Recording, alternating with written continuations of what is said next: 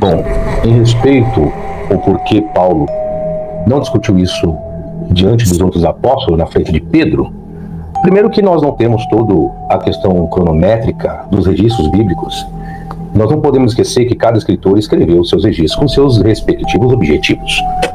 Então, o objetivo de cada escritor é registrar aquilo que queria registrar. Mas onde entra a questão de Pedro, a fala de Pedro a respeito daquilo que ele cometia como prostituição, orgias no sentido lato, hoje no meio ocidentalizado, no sentido de prostituição. Bom, quando nós chegamos em 1 de Pedro 4:3, Pedro, em sua carta, dirá o seguinte: porque é bastante que no tempo passado da vida fizéssemos a vontade dos gentios. E aí nós vamos discutir isso daqui, Banzoli. Se Pedro era um judeu, um crente em Deus, um legalista, como que ele pode se colocar que outrora ele fez a vontade dos gentios? Tá preparado para ver mais um massacre intelectual ao vivo? Hoje a treta é séria. O mestre das análises, o destruidor de argumentos rasos, o nosso caro professor Fábio Sabino, invadiu uma live do famoso Lucas Banzoli, ou melhor dizendo, Banzololi, aquele que acha que fala bonito, mas não diz nada. O vídeo de hoje é um verdadeiro filme de terror, mas o monstro aqui não é o Sabino, não. O monstro é a ignorância do Banzoli e da turminha dele, que tentam sustentar um debate com frases feitas e leitura rasa de texto, achando que vão enganar o povo. Enquanto o Sabino traz fontes, contexto histórico e análise profunda, o Banzoli se enrola tentando explicar o inexplicável e só prova o quanto não entende do que tá falando. O cara até lê o texto, mas não entende o que tá lendo. A melhor parte, ele pergunta sobre a carta de Plínio e acha que vai derrubar o Sabino. Só que toma logo uma voadora argumentativa com Bíblia, história, contexto, tudo no peito.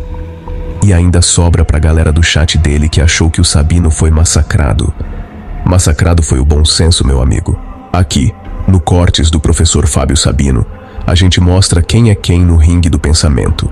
Sem achismo, sem malabarismo teológico. Só a verdade crua, direta, sem firula. Então já se inscreve aí no canal, deixa seu like, compartilha com os amigos e comenta o que achou desse show de vergonha alheia teológica. Sem mais delongas, bora pro vídeo. Quer comentar sobre isso? Fica à vontade. Peraí que o professor Fábio Sabino já entrou. Eu vou falar aqui. Boa noite, Fábio Sabino. Como é que você vai? Seja muito bem-vindo. Boa noite, senhores. Sejam todos uma excelente noite. Só para confirmar, você viu as regras? Você concorda com as regras? Só para ficar claro aqui. Concordo, tranquilo. Beleza. Bom, então eu vou começar então perguntando, Helsen, pode começar a contar 3 minutos? Belezinha, tá tudo aqui, eu vou começar a contar em 3, 2, 1, valendo. Beleza, bom, um dos temas, na verdade o tema que começou todos esses debates foi justamente sobre a carta de Plínio Trajano, que foi um react que eu fiz naquela vez lá que o Antônio Abrantes entrou para debater com você. E uma das coisas que você disse, eu tenho gravado isso, tem corte disso, é que a carta de Plínio Trajano, e você também mencionou a resposta de Trajano a Plínio, tá bem claro e explícito que os cristãos faziam orgias, né? Então a minha pergunta é bem simples, bem objetiva. Onde que tá isso na carta de Plínio Trajano? Se você quiser abrir a carta, mostrar aqui, fica à vontade, pode passar a palavra. O material que eu preparei a respeito disso não é nem a posição histórica, é a posição da própria carta de Pedro mesmo, da própria Bíblia. Então o que eu vou discutir a respeito disso, para ser mais preciso para as pessoas que lidam com a Bíblia, é provar dentro da própria Bíblia que o apóstolo Pedro, ele cometia orgias.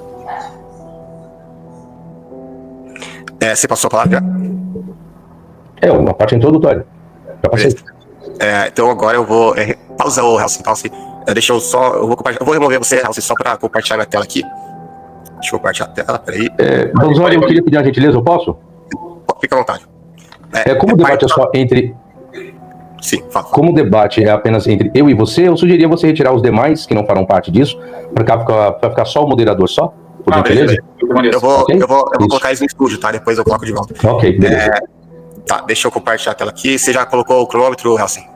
Posso compartilhar a tela de novo ou você vai compartilhar? Eu vou compartilhar, mas você coloca play, pode começar a play agora. Eu iniciei agora os seus 3 minutos iniciais, certo? Exatamente. Bom, comecei, pode ir. Certo, então eu perguntei da carta de Plínio Trajano, porque ele tinha falado que os cristãos faziam orgia lá e tal. Então eu vou mostrar aqui o trecho em que ele vai falar, lembrando que é 5 minutos, tá, o resto. Bom, vamos ver aquilo que Plínio realmente vai falar para Trajano nessa carta que ele tinha citado. De resto, afirmavam eles aqui no caso são os cristãos, que toda sua falta ou seu erro tinha se limitado ao costume de se reunir em dia fixo antes de levantar o sol, de cantar entre si alteradamente um hino a Cristo como um Deus, de se comprometerem por juramento a não cometerem algum crime, mas a não cometerem roubo, nem pilhagem, nem adultério, a não faltarem com a palavra dada e a não negarem um depósito reclamado em justiça. Terminados estes ritos, tinham o costume de se separarem e se reunir outra vez para tomarem sua refeição, que, apesar do que dizem os outros, é simples e inocente. Mesmo essa prática, tinham eles renunciado depois do meu edito, pelo qual, segundo as tuas instruções, proibi as heterias, que eram associações da época, né? Julguei tanto mais necessário extrair a verdade de 2 escravas, que eram chamadas diaconisas, mesmo submetendo-as à tortura. Encontrei apenas uma superstição insensata e exagerada. Então aqui, ele não apenas não vai falar, inclusive, eu peguei um trecho aqui, mas você pode ver a carta inteira aqui, tem a resposta, inclusive, aqui do Trajano pro Plínio. Você vê que não tem nada falando que os cristãos faziam orgia. Pelo contrário, vai falar que eles se comprometiam a não cometer nem roubo, nem pilhagem, nem adultério. E depois ele vai falar que a própria refeição dos cristãos era simples e inocente, e depois de tudo isso ele vai falar que encontrei apenas uma superstição insensata e exagerada. Ou seja, ele não fala, encontrei uma doutrina que promovia orgia, suruba e tudo mais, uma coisa absurda, não. Ele fala apenas uma superstição insensata e exagerada, sem nada demais, né? Então ele castigava os cristãos, ele julgava os cristãos, levou muitos deles à tortura, à morte, mas não tinha absolutamente nada a ver com orgia, ele próprio reconhecia que não tinha nada a ver com isso. Bom, com o tempo que ainda me resta, já que foi tocado no assunto de Pedro, da Bíblia, né, se Pedro ele fazia orgias ou não, eu vou entrar naquele ponto que o Sabino tinha falado, o ponto principal, né, daquela live, que é sobre Pedro em Antioquia, né? Quando eu vou citar aqui o versículo, só uma coisa, quando faltar 30 segundos me avisa, só pra saber que tá acabando, tá? Pra eu poder encurtar a minha frase daí depois de acabar. Quando Paulo, porém... Para 3 minutos, né? Não, era 5 minutos, quando faltar 30 segundos me avisa, pra eu saber que tá acabando. 5 minutos, beleza, show de bola.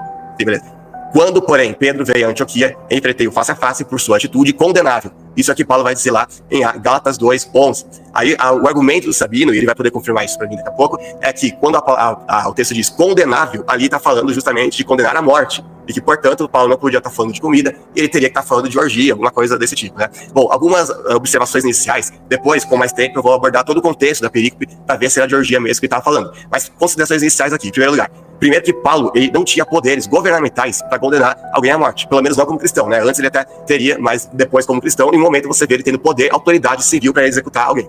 Segundo, que poucos versículos antes apenas, aqui no versículo 8, a gente leu o versículo 11, olha o que Paulo vai dizer. Aquele que operou eficazmente em Pedro para o apostolado da circuncisão, esse operou também em mim com eficácia para com os gentios. Veja que aqui ele está elogiando Pedro. Então como é que ele poderia ter condenado ele à morte só 3 versículos depois, sendo que apenas 3 versículos antes ele estava falando que não, realmente Deus operou eficazmente em Pedro para o apostolado da circuncisão. Não é uma coisa que não faz o menor sentido isso. Terceiro, que o próprio Pedro, quando vai falar de Paulo, ele vai elogiar Paulo. Ele vai chamar de o nosso amado irmão Paulo, está lá em 2 Pedro 3,15. Como é que ele poderia falar assim de alguém que tinha supostamente condenado ele à morte? Né? É uma coisa que é completamente contraditória, né? Não é o tipo de coisa que eu falaria de alguém que me condenasse à morte, né? Por muito menos do que isso, eu já não ia tratar alguém assim. Bom, em quarto lugar, poucos anos depois, ocorre o Concílio de Jerusalém, de Atos 15. E ali a gente vê Paulo e Pedro juntos, numa mesma assembleia, em comunhão um com o outro e defendendo a mesma posição. Então a grande questão é, por que Paulo não falou ali para todo mundo na assembleia que Pedro era um surubeiro, que ele estava condenado à morte? Ele poderia muito bem chegar naquela ocasião e falar, tá vendo, tá aqui Barnabé, tá aqui... 30 segundos, Lucas. Beleza, tá aqui Tiago, tá aqui todos os apóstolos aqui, eu vou desmascarar Pedro na frente de todo mundo. Pedro, você faz orgias em Antioquia, você tá condenado à morte, irei exigir que ele fosse morto ali na frente de todo mundo lá em Antioquia, lá no Concílio de Jerusalém. Mas obviamente que isso não aconteceu. Então por que Paulo iria dedurar as orgias de Pedro em Antioquia, na carta dele aos Gálatas, mas quando ele se reúne diante de Pedro e diante de todo mundo no concílio, ele deixa pra lá e fica junto com Pedro, defende a mesma tese de Pedro e tá comendo. Bom, professor Fábio Sabino, sua resposta.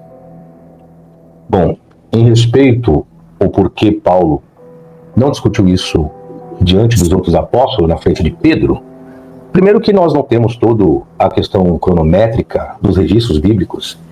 Nós não podemos esquecer que cada escritor escreveu seus registros com seus respectivos objetivos. Então, o objetivo de cada escritor é registrar aquilo que queria registrar. Mas onde entra a questão de Pedro, a fala de Pedro a respeito daquilo que ele cometia como prostituição, orgias no sentido lato, hoje no meio ocidentalizado, no sentido de prostituição. Bom, quando nós chegamos em 1 de Pedro 4,3, Pedro, em sua carta, dirá o seguinte: porque é bastante que no tempo passado da vida fizéssemos a vontade dos gentios. E aí nós vamos discutir isso daqui, Banzori. Se Pedro era um judeu, um crente em Deus, um legalista, como que ele pode se colocar que outrora ele fez a vontade dos gentios? É complicado isso. Bom, uma pergunta que você terá que responder. E ele diz ainda, continua, andando em dissoluções, alcegueiais, seria a palavra para prostituição aqui, concupiscências, epitimiais, voltado também a questões sexuais, borracheiras, glutonarias, bebedices e abomináveis idolatrias. É aqui que se tem aquilo que eles praticaram. Ou seja, Pedro viveu como os gentios, isto é, praticando prostituições, orgias. Mas como provar que, de fato, Pedro praticou orgias? Se vê pelo verbo fizéssemos. Logo, isso prova que ele fez a vontade dos gentios. Mas quando se deu isso? A primeira pergunta que eu lhe faço, Bonzoli, para você me responder é: em qual momento Pedro fez a vontade dos gentios? E quando se fala a vontade dos gentios, que característica é essa? Veja bem, a vontade dos gentios é dissoluções, que ele vai colocar, concupiscências, que é o desejo da carne, borracheiras, que entra se embriagado com bastante cachaça, vinho, glutonarias, bebedices e abomináveis idolatrias. E o interessante é que ele se coloca nisso. Se Pedro era judeu, praticava a lei, em qual momento Pedro fez isso? Onde está o problema disso? Anota a primeira pergunta, agora a segunda pergunta para você. Qual a melhor leitura de 1 de Pedro 4,3, que é o texto qual eu li aqui agora? A melhor leitura é com os pronomes ou sem os pronomes? E por enquanto aqui eu encerro a minha participação aqui. Não, pode começar. Beleza, bom, ele foi lá pro texto de 1 Pedro 4,3, vou ler como tá na NVI. No passado vocês já gastaram tempo suficiente fazendo o que agrada aos pagãos. Naquele tempo vocês viviam libertinagem, na sensualidade, nas bebedeiras, nas orgias e nas farras, e na idolatria repugnante. Veja que aqui essa tradução vai reverter por no passado vocês gastaram tempo suficiente. Tem outras traduções que vão traduzir diferente, vão falar como se o próprio Pedro estivesse incluindo nisso. Isso vai entrar uma questão de crítica textual, inclusive é o tema do debate todo do Sabino com o Ferreirinha. Agora, no meu vídeo de react que eu fiz, o primeiro vídeo de resposta ao Sabino sobre isso, vocês podem conferir lá, podem voltar lá e ver que eu fiz uma concessão aqui. Eu falei que, de fato, Pedro pode ter feito essas coisas que o texto diz, mas isso não significa que ele fez enquanto cristão, porque o próprio texto aqui está recriminando isso, está falando no passado, vocês fizeram isso e aquilo outro. Ou seja, se o próprio Pedro tivesse feito isso, então, obviamente, isso não era como cristão, porque ele próprio está pregando para viver, né, sair longe da libertinagem, sensualidade, bebedeiras, orgias, falas e na idolatria repugnante. Então, ele não está falando de algo que ele próprio fez. O argumento do Sabino é que ele tinha feito aquilo em Antioquia e em outras ocasiões como cristão. Ou, se você pudesse mutar, que tá fazendo barulho aí. Então, esse é o argumento que ele tinha usado. Aí eu queria ver qual versículo que vai provar que se Pedro fez orgia, ele fez enquanto cristão. É esse o ponto da discussão. E outra, Pedro está falando de um público genérico. Ele está falando, ó, vocês gastaram tempo suficiente fazendo o que agrada aos pagãos. Aí a questão é, todos os pagãos, todas as pessoas que estavam lendo a epístola, as milhares de pessoas que eram destinatárias de Pedro, todos eles, sem exceção, viveram na libertinagem, sensualidade, bebedeiras, orgias, farras. Tipo, todo mundo era um Calígula lá naquela época. Claro que não. Ele teria que provar que realmente todos eles faziam aquilo, para falar que Pedro teria que necessariamente ser um deles. Aqui ele está falando no quadro geral. Havia, de fato, muitas pessoas que viviam dessa forma, e Pedro está falando isso. Ó, no passado, quando vocês não eram cristãos, vocês viviam dessa forma. Se realmente a questão da orgia era que Paulo está falando, que Pedro era condenado, ele era condenado no sentido de ser condenado à morte, e ali o contexto está falando de orgia, então, logicamente, a orgia teria que ser um crime de morte, certo? Agora, eu gostaria de saber qual lei romana é essa que condenava à morte alguém apenas e unicamente pelo crime de orgia. Né? Porque eu vasculhei um monte de lugar aí, não encontrei um único lugar de que falasse qualquer coisa desse tipo. Inclusive, os romanos, eles tinham uma cultura muito mais liberal, muito mais permissiva nessa época do que a gente tem hoje, do que o próprio Império Romano teria depois de ser cristianizado, né? Depois da época lá de Constantino, de Teodósio, 4 séculos depois, aí você vai ver realmente uma cultura romana que vai ser mais fechada, mais conservadora. Agora, nessa época aí, você tinha até imperador, o Calígula ali, que vivia fazendo orgia, farras, assim, publicamente, ninguém tava nem aí. Né? Existia até mesmo cultos religiosos com orgias. Né? Como culto de Dionísio. E ninguém condenava eles à morte. Agora eu pergunto, por que Pedro estaria condenado à morte por praticar supostamente orgia, se orgia não era um crime que os romanos castigassem com a morte? Esse é um problema muito sério, porque se ele argumenta que condenado ali é condenado à morte, como ele disse no vídeo dele, e então ele tá falando de orgia ali, então realmente o Pedro teria que existir alguma lei romana que falasse que, ó, praticou orgia, morte pra você. E eu realmente desconheço uma lei como essa. Teu tempo encerrou. Então, vou responder as perguntas do Bonzoni, não respondeu a minha. Vou responder, perguntar novamente. Qual a melhor leitura de 1 de Pedro 4,3? Com os pronomes ou sem pronome? Você tem que me definir para assim eu poder discorrer o meu conteúdo. Vamos lá.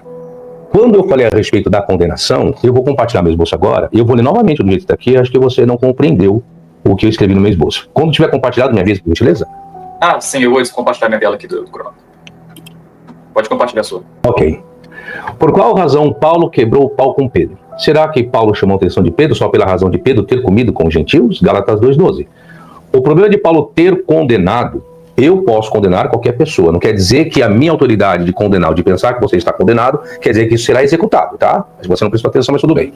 Pedro não foi meramente por uma comida, pois o vocábulo grego trata de algo mais sério.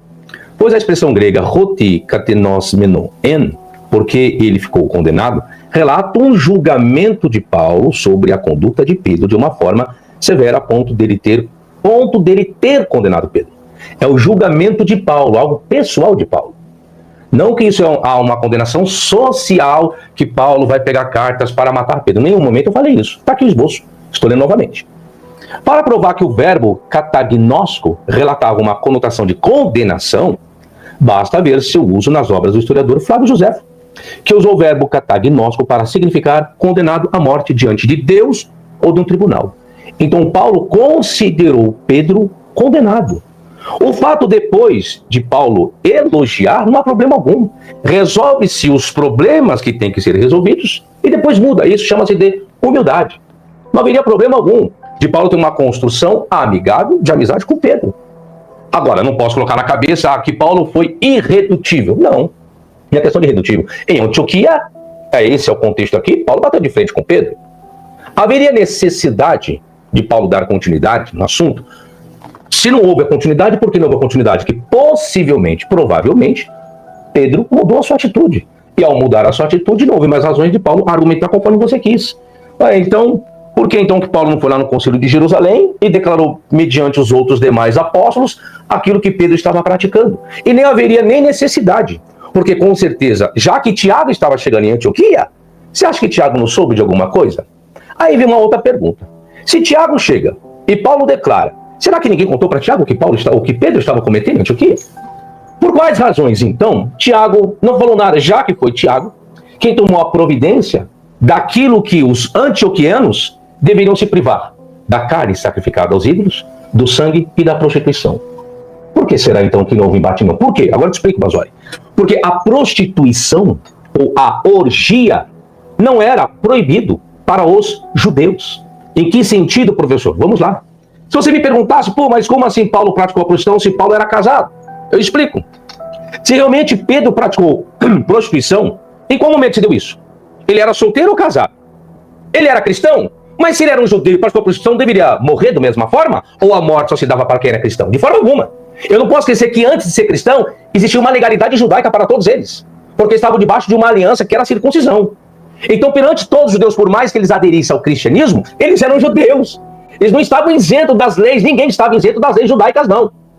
Então, como que você prova, professor, que Pedro praticou prostituição ou orgia sem ser condenado? Segundo algumas passagens bíblicas, é informado que Pedro era casado, sim. Logo, como Pedro praticou prostituição sem ter tido consequências? Paulo era casado, 1 Coríntios 9,5. Segundo o raciocínio de Paulo, Pedro foi casado, logo ele praticou orgias, não teria que ser apedrejado por adultério, mas praticar orgias era considerado adultério ou prostituição. Mas muda alguma coisa? Sim, ele era casado, logo se entende que era adultério. Mas o que caracterizava o adultério? Se um homem adulterar com uma mulher do seu próximo, Levítico 20:10, será morto o adúltero e a adúltera. Sabe por que não era prostituição? Porque se ele tinha orgias e prostituições, não era com mulheres casadas, era com solteiras. E isso a lei permitia. Obrigado.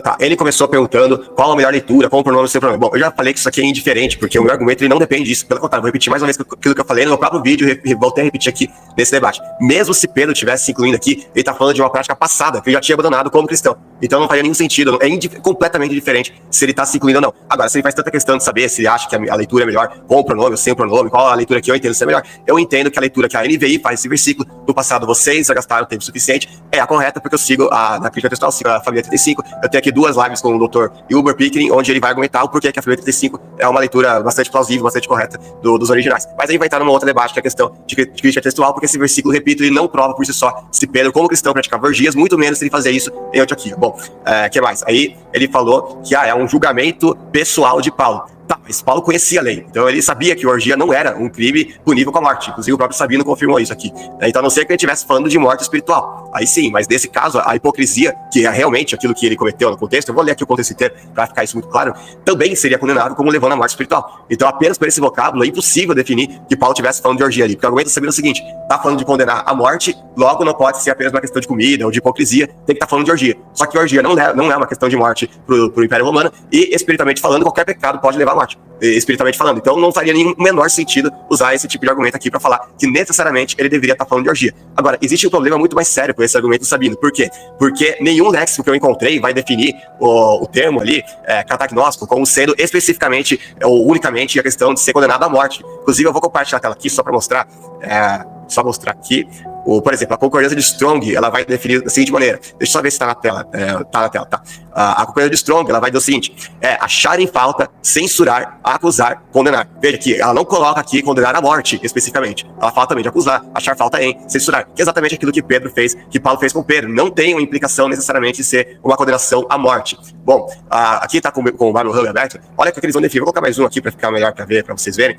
Eles vão dizer o seguinte: embora não haja, aqui é do próprio léxico de Strong, embora não haja o equivalente hebraico direto, o conceito de condenação pode ser relacionado com termos hebraicos no contexto do reconhecimento de culpa, ou seja, de julgar. O verbo é usado no Testamento para expressar o ato de condenar ou encontrar falhas em alguém. Implica um julgamento feito com uma pessoa e frequentemente em contexto moral ou ético. Este termo é usado para descrever o ato interno ou externo de reconhecer ou declarar alguém culpado ou em falta. Ou seja, em um momento ele fala que isso aqui é especificamente de condenação à morte. Não encontrei essa definição em lugar nenhum. Aí ele continua. Aqui tem outro léxico aqui que vai definir também como declarar culpado de forma decisiva, com base no conhecimento direto pessoal, condenar especificamente por conhecimento direto com fatos, acusar como culpado com fatos específicos, etc. Né? Mas o que não diz que é especificamente e unicamente condenar a morte. A concordância exaustiva da NAS também vai falar culpar, condenar, condenado, condena. O léxico de Tyler vai dizer que é encontrar falhas, ele incorreu na censura dos gentios, uma acusação foi feita contra ele, e assim por diante. Você nota que nenhum deles vai definir como sendo especificamente, desculpa, eu não deveria ter descompartilhado, nenhum deles vai definir como sendo especificamente uma condenação à morte. Inclusive, num dos dicionários mais reputados do mundo, o dicionário de Lydell Scott, ele vai colocar como um dos significados possíveis do termo, justamente alguém que é condenado por covardia. Eu pergunto, a covardia, ela era condenada à morte no Império Romano? Né? Claro que não. Então, esse significado que ele dá é um significado arbitrário. Eu queria ver essa citação de José que ele falou que tem, onde ele fala que é um dos significados, mas mesmo que tivesse realmente essa citação de José, isso provaria um uso específico daquela palavra naquela ocasião específica. Isso não prova que aquele termo sempre é usado nesse sentido, ou que unicamente tem que ter sido usado nesse sentido. Esse é o ponto mais importante. É o próprio grego refutando a tese que ele está trazendo. Agora, o mais importante é nem a questão aqui do grego, é a própria questão... Tá, é a própria questão do contexto, que agora eu não vou em 30 segundos conseguir abordar o contexto inteiro. Mas então eu já vou fazer uma pergunta para o Sabino, já que eu tenho ainda um tempo sobrando, se existe alguma coisa no contexto da própria perícope ali de Gálatas 2, porque essa passagem está lá em Gálatas 2:11, versículo 11, que fala por sua atitude condenável, se tem alguma coisa nos versículos seguintes ali, 12 até o 21, que fala de orgia, ou que indique que Paulo realmente estava condenando Pedro por causa de orgias que ele praticava. Vamos lá, compartilha minha tela, vou explicar novamente para o Banzoli.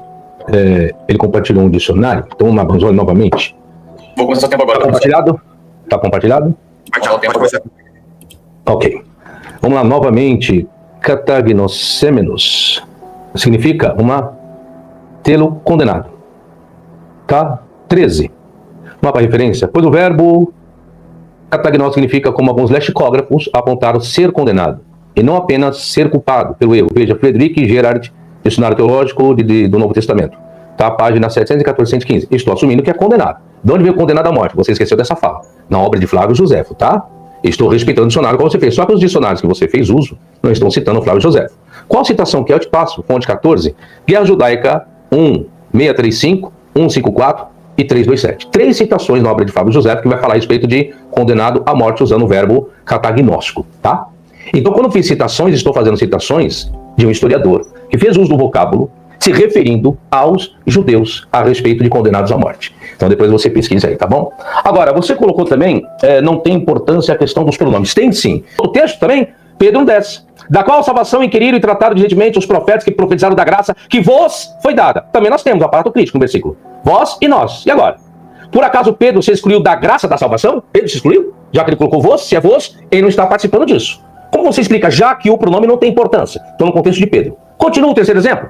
1 de Pedro 1:11, 12, para encurtar meu tempo, nós temos também a variação. do pronome vós e nós. Aí eu pergunto, por acaso Pedro se excluiu da glória que lhe seguiria por intermédio do sofrimento de Jesus que foi testificado pelos profetas? Está escrito aí, 1 Pedro, versículo 11 e 12. Se eu colocar o pronome vós ou vós, é do jeito que você está falando, que a NVI está correta. Aí eu vou ter que excluir Pedro disso tudo. Vamos para outro exemplo. Exemplo 4, 1 Pedro 1,20. Nós temos também aparato crítico, está aqui, de forma clara.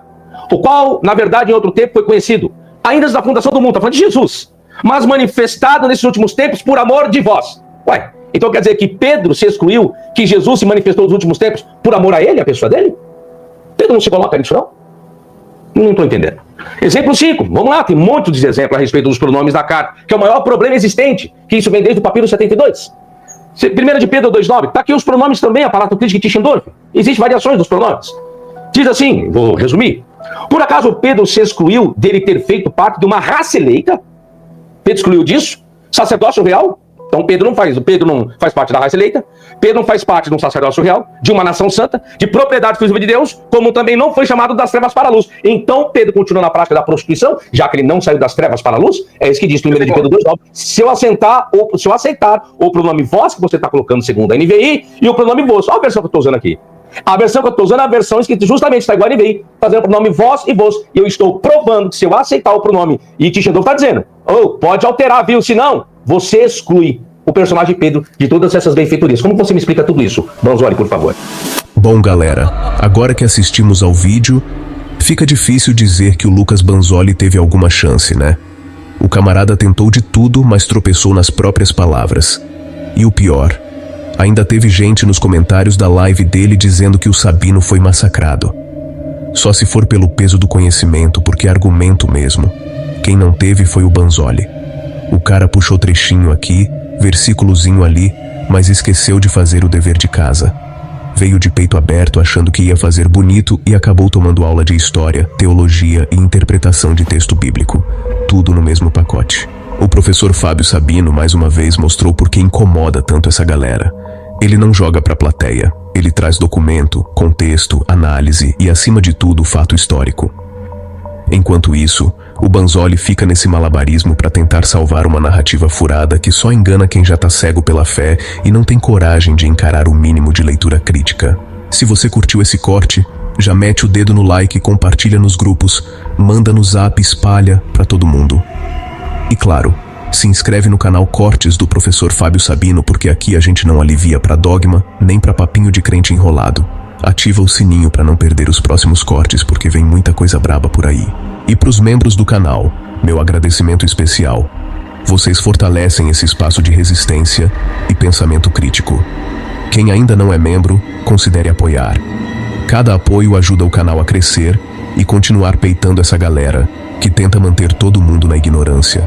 Tamo junto, é nós na luta sempre. E se prepara, porque tem muito mais vindo por aí. Até o próximo corte. Fui.